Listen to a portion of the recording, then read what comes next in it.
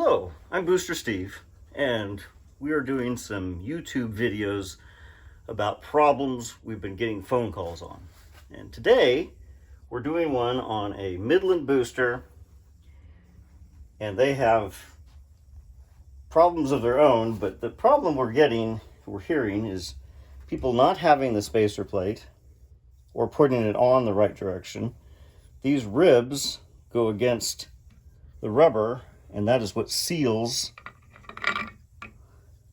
the front of the brake booster. The other problem we're getting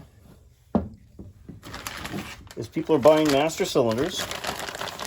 Hey, I got a brand new master cylinder. This is set up for manual brakes. It has a boot already attached. You put your rod through there, bolt it to the car. It's also the same for a power booster.